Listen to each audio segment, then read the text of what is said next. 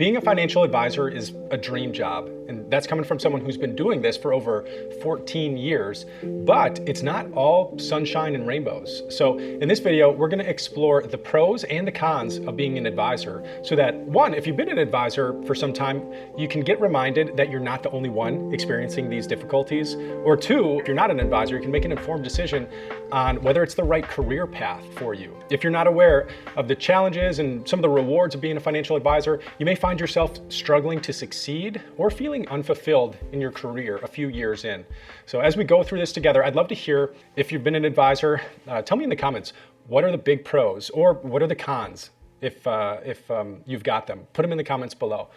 And if you take one thing from this video, it's gonna be the second con of being an advisor, because I'll share really how you can turn that into an advantage. By the way, I'm Dave, I own Streamline. It's an advisory firm. I own that company with Tim. And we created this channel to help advisors like you to grow and succeed on their journey. So subscribe if you're an advisor, and share this with a colleague if you've got another advisor colleague. So let's get into the pros and cons of being an advisor. Number one is the knowledge and the advice that we have can substantially impact clients' lives for the better. We can really change someone's life for the better.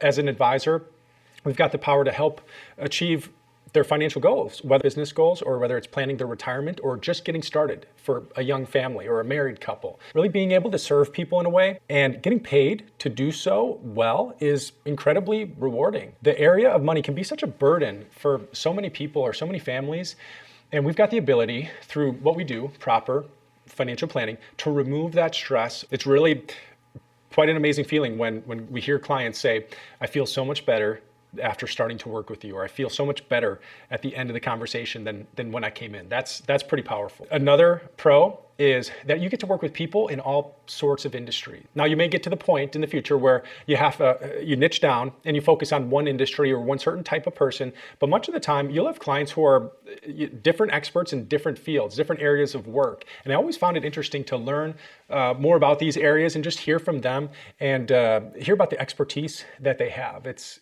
really like you'll never be bored because you're always meeting and talking with different types of people. At least that's what I enjoy about it. The third pro is coming up, and then we'll get to the cons.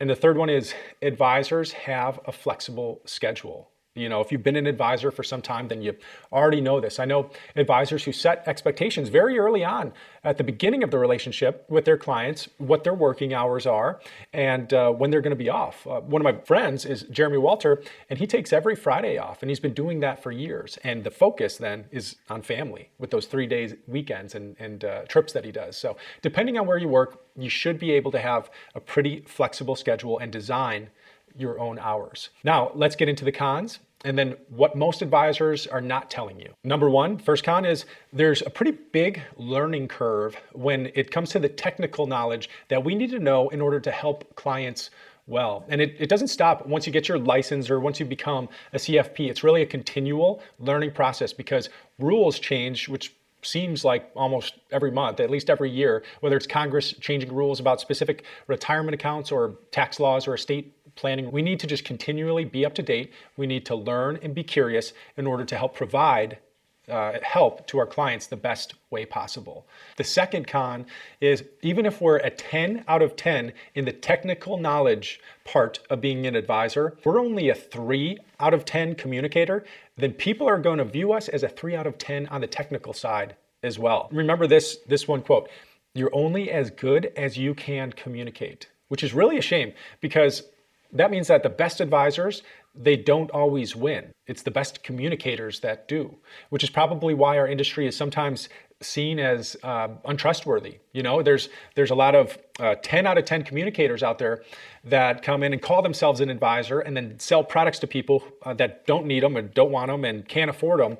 And that labels our industry as the sleazy salesperson, or you know what I mean? Getting worked up here. So the secret is to work hard at the technical skills, but we also have to continually develop the communication skills as well. If you want a weekly tip to help you get better at both of those, join my email list below and subscribe to this channel because that's what we're all about. That's what we're helping advisors do. There's an add-on to this point, which is the hardest part of being an advisor that I hear from everyone, and I remember in the first few years, is being aware that we need to continually find new clients. But the way that the industry teaches prospecting is really wrong, or at least it's outdated.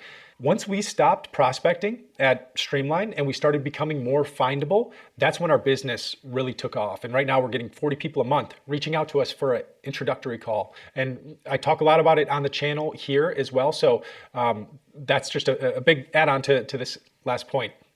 But on to the third con, and the third con is, you don't always hear it, but this can be a high stress job. The responsibility of helping people with this one of the most critical parts of their life is a big one.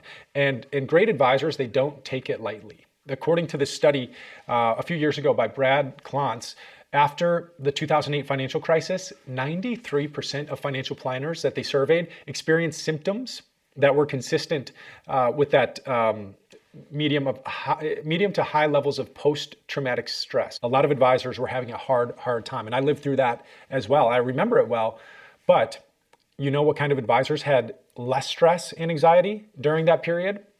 It was the ones that were able to communicate with clients on a deeper level than just facts and figures. Advisors who could understand what their clients were feeling and then connect through empathy. And when you can combine both the financial with the non-financial way and communicate effectively, you're going to be in the top 1% of advisors out there. Again, that's what I want to help you do through this channel and through the email newsletter. So get subscribed to those.